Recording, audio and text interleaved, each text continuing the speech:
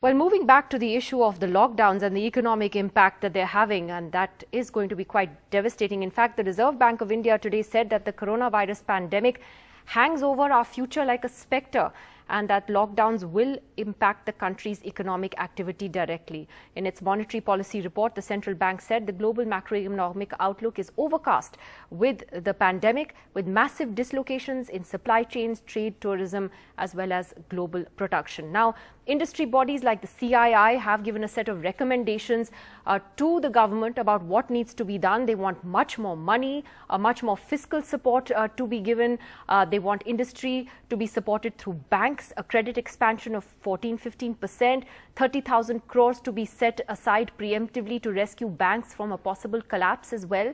And that sectors which provide mass employment, the CII has said, could be restarted first. Chandrajit Banerjee, the Director General of the CII, joining us, Dr. Naushad Forbes, also joining us this evening. Thank you to you both for joining us this evening. Mr. Banerjee, to you first. In terms of the recommendations that you have made to the government, now this comes at a time when the government is looking at extending a nationwide lockdown possibly. Are you, like Dr. Sangeeta Reddy was saying earlier, also in favor of a more calibrated approach where you focus more on hotspots rather than have a one-size-fits-all policy? I don't think we'll have a one-size-fits-all policy at all, because there are hotspots in the country which has really clearly come out. And I would think that we need to be very, very calibrated as we look at the opening up at some point in time, which will be decided by various other factors. But yes, there are green zones, there are amber zones, and there are red zones. And I would think that we should look at these red zones very carefully, where probably opening up to any extent would be completely difficult and impossible almost. So therefore, one would probably look at some places like the green zones and look at those industries which can probably open up over a period of time whenever one thinks it is safe to. So one has to take a very calibrated approach, and it cannot be, and it's not really, as India is a huge country, it's not just one same sort of story all over. So there are districts which have not been affected. There are places which are very badly affected. So one needs to do indeed a very strongly calibrated approach, depending on the heat map, if one can say. Dr. Naushad Forbes, now it seems that by and large industry is of the view that we need to find a way to slowly get back on track in a calibrated way. But, you know, I think it's pretty clear that the remainder of this year, pretty much, it's not going to be life as we knew it. It's going to take a long time for the economy to get back on its feet. Are you worried about the bigger fallout on the economy that this is going to have? You know, Goldman Sachs has said India's growth could come down to 1.5%. That's the most sort of pessimistic outlook that we've seen. I mean, 2.5 to 1.5. It's really not sounding great. Are you worried that this really could impact our economy for a long time? Very, very much so, actually, Nidhi. You know, if you look at the projections that have been made for growth in the country this year, the projections range from 2%, I think, at the high end, down to, it could be as bad as -9% as the worst projection I've seen. I think there was a McKinsey report that talked about that being the possible range. If we have a significant restart to the economy starting post the existing announced lockdown next week, we have some chance of getting some positive growth this year.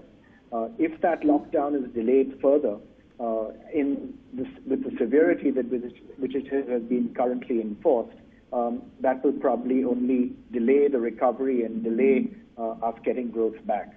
You know, what we've recommended in our report from CII, and I was president of CII, not president of FITCH. What we've recommended in our report from CII is really a calibrated restart, as Chandrajit pointed out just now. We've recommended, yes, that we should be phasing it on the basis of the geography of the spread of infection in the country. But even more, we've recommended that we have serious and significant protocols that all economic actors follow in the country, such that we can operate effectively but safely. So, for example, there's a set of protocols for the manufacturing sector so that we can operate very effectively and safely. There's a set of protocols for the logistics sector. There's a set of protocols, for example, for the retail sector as it opens up later on and so on. And we've also recommended a degree of phasing where we would open up gradually, step by step, as we gain greater confidence that what we're opening up and doing is not leading to any kind of an uptick in infection.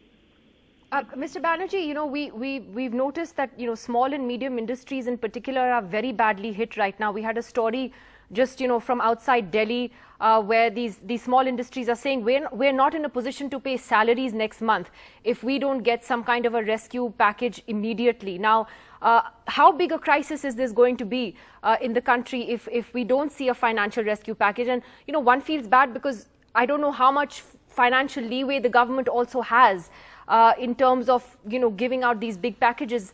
We had a comparison we had done with other countries, but these are, different economies, Germany, Japan, etc. So what's the way out? So, one of the approaches, the approach that we have been really talking about when we are talking about an economic revival package is really twofold, if one can say. A part through fiscal expansion, which will be directed towards the bottom of the pyramid, and which a lot of it which was done earlier. But we need to really keep that up, and very, very important. And keeping in mind, as you rightly mentioned, the health of the country, the health of the economy, an enhanced credit to the industry through banks, and that will be what is going to be critical. And since we are not going to see the end of the crisis economically also very, very soon, the government really also should not spend all its firepower really at once. That's what one says. Coming to your story, which you mentioned, very, very important point about the MSME, and while the large industries, we have a protocol that large industries, we have said that we will not retrench for some time, but it all depends on how long this would go on. Now, and the MSME would be suffering a lot, and MSMEs are particularly, if you see that they are affected, as they are at this point in time even unable to service their orders, and with liquidity drying up, paying wages and salaries to workers is hugely challenged at this point in time.